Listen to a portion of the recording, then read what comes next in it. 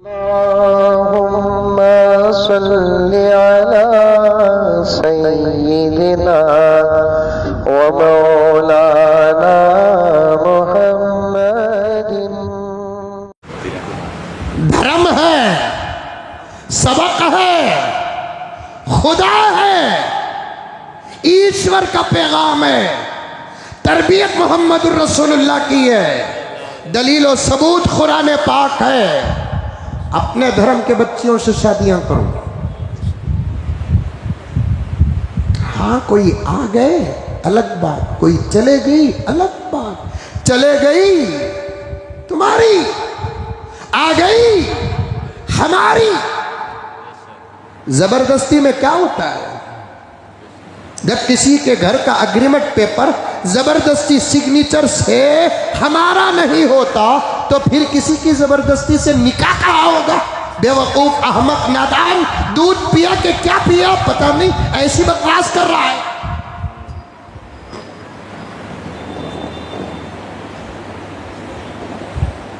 ₹5,00,000 अगर धर्म इजाजत देता हमारा, हम ₹5 का भी ऑफर न रखते। मुंह न खोलो हमारा, वरना फिर मुझे राहत का वो शेर पढ़ना पड़ता है, हम भी अपने मुंह में जुबान रखते हैं। अब ऐसे जुमले सुनते हैं तो कहना पड़ता है, आजादी का दिन तो आ जाता है लेकिन आजादी नहीं आती। अंग्रेज गया, छोड़ कर गया। किसकी मेहनत से छोड़ कर गया? किसके सीने टेक कर छोड़ कर गया? किसके चेहरों का रोब था? अंग्रेज छोड़ कर गया। किसका मिशन था? अंग्रेज छोड़ कर गया। ये तारीख जानती है, ये जमीन जानती है, सब जानता है। लेकिन उस कमीने ने गया तो जमीन छोड़कर, लेकिन जमीन में अपनी पूरी मेंटालिटी छोड़कर गया। फिर पूछते हैं हमने मुल्क को क्या दिया? वही कहते कहते यहां तक आ गया। आज 15 अगस्त लाल किले में हमारे मुल्क के पीएम, जिनको मैं अंकल कहता हूं, वो किसकी दरो दीवार है? हमारी दरो दीवार। किला किसे कहते हैं? कौम की हिफाजत गाह को। महल किसे कहते हैं? अपने घर को।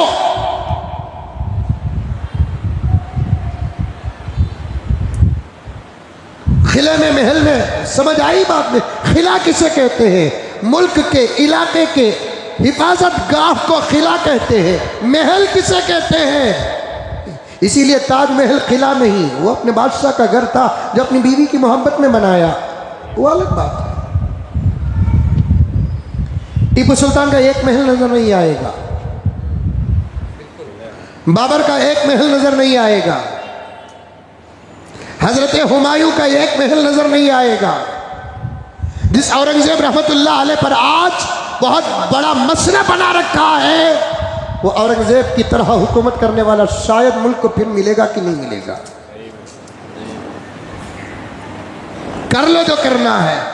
जिंदगी का एवरेज था 60, 70, 80, बस चले गए। अगर वो लोग इस वक्त जिंदा होते तो फिर उनके घर के दरवाजों के पास खड़ने की भी तुमको नौबत ना होता। ऐसे लोगों के लिए तो मेरी अपनी तमन्ना कहता हूं मैं, 500,000 साल की जिंदगी होती तो बहुत अच्छा था।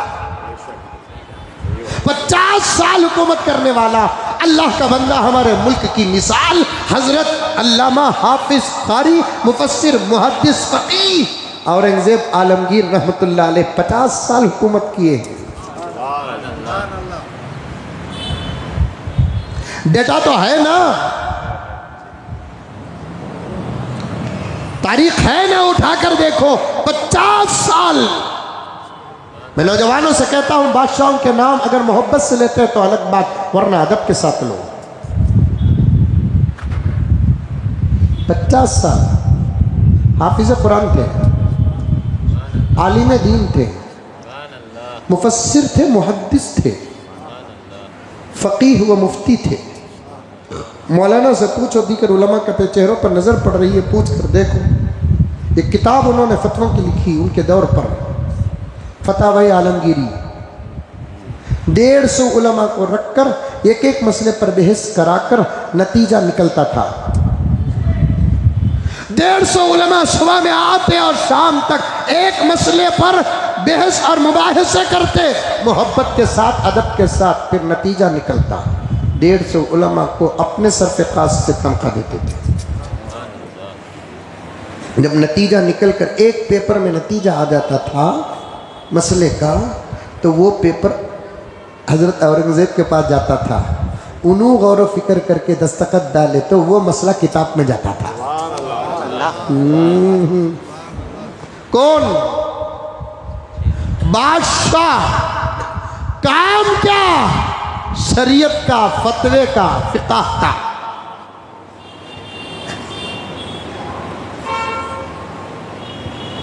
आजकल के काउंसलर एमएलए को कैसे फतवा लिखो, सही क्या पूछो, सब हम ना मौलवी साहब का काम बोलते नहीं बोलते, ये सब हमारा काम नहीं, भी मौलवी साहब का काम है बोल के बोला देते। वैसा ही कागज अगर औरंगजेब के पास जाता, औरंगजेब कहते ये सब काम मेरा क्या, उनका काम है, अगर ये बोल देते तो ऐसी जबरदस्त किताब ना आज हमारे मुल्क में चक्कर सारे आलम में एक नाम न पैदा करती।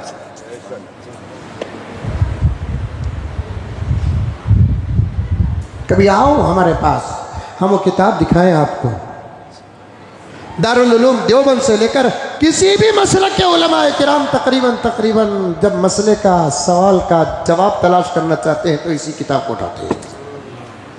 और किताब का नाम ही रखा गया फतावाए आलमगीरी, क्योंकि औरंगज़ेब का एक लक़ब था आलमगीर, उनके नाम से किताब लिख दी गई। सुभान अल्लाह। हज़रत अल्लामा हाफिज़ क़ारी, आलिम, मुफस्सिर, मुहद्दिस, फ़क़ीहुल अस्र औरंगज़ेब आलमगीर रहमतुल्लाहि अलैह। सुभान अल्लाह। 50 साल हुकूमत करे। शिवाजी से उनका मुकाबला था वो अलग बात है। अब तुम्हारे अंकल भी कितने सियामा से मुकाबला कर लगे हैं। बाहर छोड़ो साहब, ट्रम्प तो उनको देरा से दे रहा है, मांझा तुम्हारी लैंग्वेज, जिस पर इन्हों भरोसा कर रही, बैठे बैठे, जिस पर इन्हों भरोसा कर रहे उन्हें इनको लगा रहा है चूना, लेकिन अंदर जरा मुखालफत रहती है। लेकिन शिवाजी और आलमगीर के दरमियान में जब इख्तलाफ था तो एक सियासी इख्तलाफ था। आलमगीर शिवाजी से इख्तलाफ करते थे लेकिन हिंदुओं से मोहब्बत करते थे। पॉइंट। सच बोलने वाले, सच बोलने वाले, सच बोलने वाले। आलमगीर शिवाजी से मुखालफत करते थे लेकिन हिंदुओं से मोहब्बत थी। शिवाजी आलमगीर से मुखालफत करते थे लेकिन मुसलमानों से मोहब्बत थी। ऐसे अच्छे लोग उनके धर्म में भी थे, हमारे धर्म में भी थे। शिवाजी का पर्सनल सेक्रेटरी मुसलमान, औरंगजेब रहमतुल्लाह अलैह का पर्सनल सेक्रेटरी हिंदू। शिवाजी से मुसालहत की बात करना, औरंगजेब से मुसालहत की बात करने के लिए शिवाजी ने औरंगजेब के पास जिस कासिद को भेजा था वो कासिद मुसलमान था।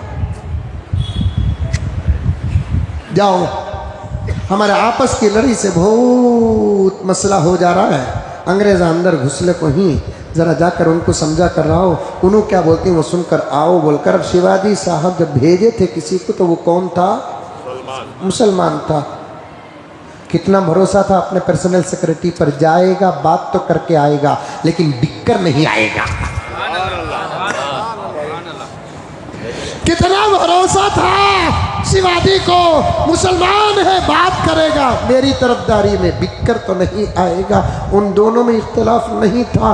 आज उन दोनों को सामने रखकर औरंगजेब की मुखालफत पर मुखालफत कर रहे हैं, मुखालफत पर मुखालफत कर रहे हैं। कह रहे हैं कि फलाते फलाते फलाते औरंगजेब 50 साल किए हुकूमत, लेकिन हुकूमत का एक पैसा नहीं का है। GDP हिंदुस्तान की औरंगजेब के ज़माने में जो थी उठाओ तुम्हारा डेटा। हमने हमारे बुजुर्गों की किताबों में पढ़ा है ये, और लोग कहते हैं तुम्हारी किताब में है ना, फिर नहीं तो क्या मैं तुम्हारी किताब का हवाला दूँ? मेरे अपने बड़ों पर मुझे एतमाद ना हो तो फिर मुझे क्या जरूरत है कि तुम्हारे बड़ों पर मैं भरोसा करूं? मेरे बड़े मेरे लिए सनद है, मेरे बड़ों का कलम मेरे लिए दलील है। आप नहीं मानते तो न माने, मुझे क्या फर्क पड़ रहा है। हमारे बड़े ये किताबें रात के तहज्जुद में लिखते थे, फजर की नमाज पढ़कर लिखते थे, अल्लाह से दुआ करके लिखते थे, अल्लाह से डर के लिखते थे, नबी से डर कर लिखते थे, खबर के सवाल से डर कर लिखते थे, हशर के हिसाब से डर कर लिखते थे। उनके कलम पर मैं भरोसा न करूं तो फिर किसके कलम पर भरोसा करूं? औरंगजेब आलमगीर के ज़माने में जीडीपी हर दौर में था, मुल्क का करेंसी पावर जिसे जीडीपी कहा जाता है, राइट।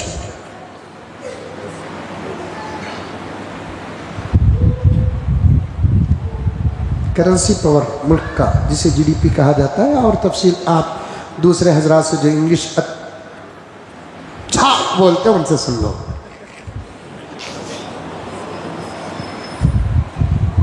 हजरत औरंगजेब आलमगीर रहमतुल्लाह अलैह के ज़माने में मुल्क की जीडीपी नंबर 1 थी। सारी दुनिया के ममालिक की जीडीपी हमारे मुल्क से डाउन ही थी, हमारे मुल्क की जीडीपी किसी से डाउन नहीं थी। Uncle give my answer. इस वक्त तो तुम्हारी राजनीति में हमारे मुल्क की जीडीपी बांग्लादेश से भी ज्यादा गिर गई है। इसी को आप कहते हैं कि मुल्क आगे बढ़ रहा है। वो कैसा आगे बढ़ रहा है मुझे नहीं मालूम। ये फलसफा शायद आप और मैं दोनों सामने बैठे तो समझ में आएगा। अब एक सवाल करो आप मुझे, आप एक सवाल करो मुझे, मौलाना क्या बात थी कि हजरत औरंगजेब आलमगीर रहमतुल्लाह अलैह के ज़माने में मुल्क की जीडीपी नंबर 1 थी? एक सवाल आप मुझसे करो या दूसरे से भी करो, लेकिन मुझसे करो, मैं एक बेहतरीन जवाब दूंगा आपको। मुल्क का जीडीपी औरंगजेब रहमतुल्लाह अलैह के ज़माने में नंबर 1 इसलिए था कि पूरे मुल्क का बादशाह, पूरा मुल्क बोले तो कश्मीर से कन्याकुमारी नहीं, अंदर नेपाल, अंदर श्रीलंका, अंदर बांग्लादेश, अंदर पाकिस्तान, ये टुकड़े नहीं हुआ तो उस वक्त के बादशाह नहीं है, तो जीडीपी नंबर 1 क्यों था? तो उसका जवाब ये है कि जिस दौर में आलमगीर रहमतुल्लाह अलैह राजनीति और हुकूमत कर रहे थे, उस वक्त हजरत औरंगजेब की एहतियात का ये आलम था। हुकूमत तो करते थे, लेकिन हुकूमत के खजाने से तनख्वाह के नाम पर भी एक पैसा नहीं लेते थे। सैलरी के नाम पर भी एक पैसा नहीं लेते थे। फिर गुजारा कैसे चलता था? तारीख गवाह है। कुरान पाक लिखते, टोपियाँ बुनते, जो फारिग वक्त होता रात में 9 बजे 10 बजे के बाद कोई कार्रवाई नहीं, उसमें टोपियाँ बुनते और कुरान पाक लिखते। अपने एक शागिर्द से कहते जाओ बाजार में इसको फरोख्त करके आओ, लेकिन खबरदार पहली शर्त यह है कि ये न कहना कि ये आलमगीर के हाथ का लिखा हुआ कुरान है। क्यों? लोग अकीदत और मोहब्बत में ज़्यादा कीमत देकर लेंगे, यानी तो बार्गेनिंग नहीं करेंगे। मैं समझता हूँ कि मेरी निस्बत से अगर कोई आदमी बार्गेनिंग नहीं करता तो मज़ीद पैसा भी मेरे लिए जायज़ नहीं है। एहतियात, जाना जाकर बेचना कुरान पाक को खरीदना भी जायज़ है, बेचना भी जायज़ है।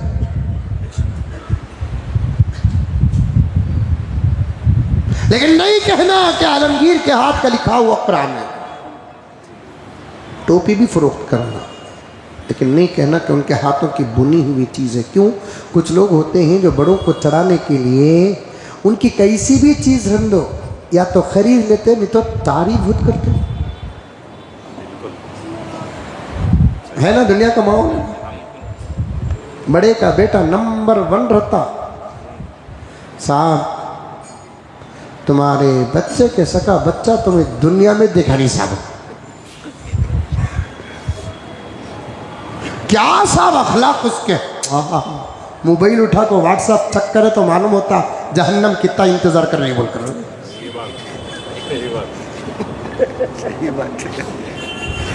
हाँ? क्या साहब तुम्हारे से भी ये खात सामने है, फिर इसे बाबा बोलो।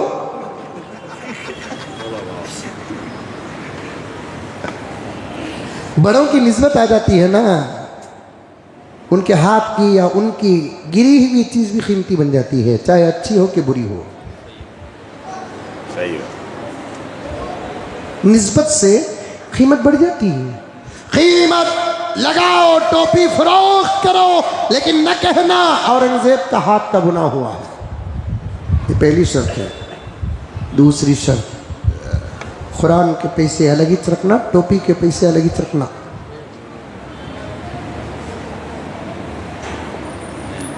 कुरान के पैसे अलग, टोपी के पैसे अलग। क्योंकि टोपी के पैसे में इत्तेफाक है, कुरान के पैसों में इख्तिलाफ है। अलग अलग पैसे खाते थे, बीवी बच्चों को खिलाते थे, अपनी ज़रूरतों को पूरा करते थे। जब इंतकाल का वक्त आया तो फिर दोनों की अलग अलग कीमत को रखकर वारिसीन को बुलाकर कहते हैं ये कुरान की कीमत बची हुई है, टोपियों की कीमत बची हुई है, मरने के बाद मेरे कफन दफन का इंतज़ाम टोपियों की कीमत में करना, कुरान का जो पैसा बचा हुआ है वो पूरे का पूरा गुरबा में तकसीम कर देना। मुल्क तरस रहा है ऐसे बादशाहों को।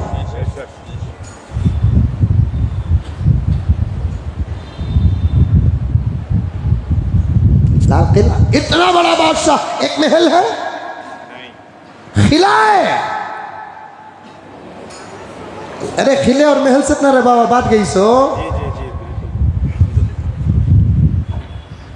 बाबर का एक महल है रहमतुल्लाह अलैह, हुमायूं का महल है, अकबर का महल है, हजरत औरंगजेब का महल है, टीपू सुल्तान क्या कम थे श्री रंगापटना में, लेकिन दबदबा सारे आलम में था। कल इंडिया में नहीं, सारे आलम में। आप साबित कर सकते हो, किताब खोलिया तो आप साबित कर सकते हो। अरब की सरजमीन पर भी अंग्रेज पहुंचने में डरते थे, इसलिए कि मुल्क में इस अरब का चाहने वाला हिंदुस्तान में एक है जिसको टीपू सुल्तान कहते हैं। सारा महल है, किला, वैसे ही लाल किला बनाने वाला कौन? हिंदू के मुसलमान? अरे बोलो मुसलमान। मैं तो नहीं कहता, लेकिन जमाना कहता है कि हरा कलर मुसलमान का है। आज जो फितने फसाद हो रहे हैं, छेड़म छाड़ी हो रही, इसकी खबर अगर उन बनाने वालों को होती तो फिर लाल किला न होता, हरा किला होता। क्या है बोलो, समझ रहे?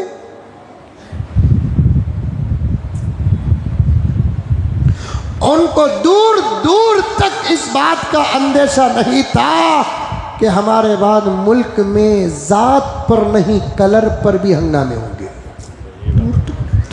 जो कलर पसंद आया वो मार देते थे। जो कलर लगा हुआ है ना लाल किला में, उसे तकरीबन गैर मुस्लिम बहुत ज़्यादा पसंद करते हैं। बनाने वाले मुसलमान थे, कलर किसका मारा? उनका मारा। ये मोहब्बत नहीं तो और क्या है। आज उसी नक्शे कदम पर चलने वाले कहते हैं मुसलमान लड़की को मोहब्बत के जाल में फंसाकर निकाह शादी करके मैरिज करके लेकर आओ, 5 लाख का इनाम दिया जाएगा। लव जिहाद के नाम पर पूरे मुल्क में हंगामा करने वाले और बेवकूफ़ों से कहना चाहता हूँ, इस जुमले को तुम्हारी डिक्शनरी में क्या कहा जाएगा? ये जिहाद नहीं तो और क्या है? लेकिन तुम्हें कितना भी ऑफर दो, हमारी बच्चियां नहीं आती। एक 25 किलो का चावल का मूठा लिए तो 2-3 कंकरा तो आज जाते सो, उसे क्या भी नहीं कर सकते बाबा।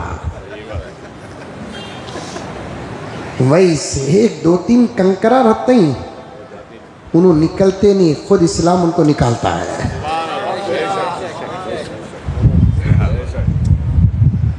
झल्ली, इस्लाम की झल्ली में मुसलमान जब छानते हैं मगज ठहर जाता है, कचरा निकल जाता है। ऐसे कचरों को तो हम कभी हिसाब में रखते ही नहीं। तुम 5 नहीं 50 लाख का इनाम दो, जिसका खून मुसलमान का है, जिसका दूध मुसलमान का है, जो अल्लाह रसूल को जानते और मानते हैं, हिंदुस्तान को जान और मजहब को ईमान समझते हैं, वो कभी ये बॉर्डर पार नहीं करेंगे। नतीजे निकालो, इधर से उधर के बजाय उधर से इधर ही आ रहे हैं। मैं उस बेवकूफ़ से कहना चाहता हूँ, हमारे बच्चियों पर नज़र न रख, तू तेरे कौम की बच्चियों की हिफाजत कर। हमारे बच्चियों की फिक्र मत कर, तू तेरे कौम की बच्चियों की हिफाजत कर। मजहब को छोड़कर ज़मीन की मिट्टी को हाथ में पकड़कर मैं कहना चाहता हूँ, शादियां करने की बात तो नहीं करूँगा, मैं एक मुसलमान नौजवानों से कहना चाहता हूँ, तुम्हारे मुकद्दर में जो बच्ची है वही तुम्हारी बीवी है। इसके अलावा हर बच्ची को अगर तुम बहन मानते हो तो तुम्हारा ईमान मुकम्मल है।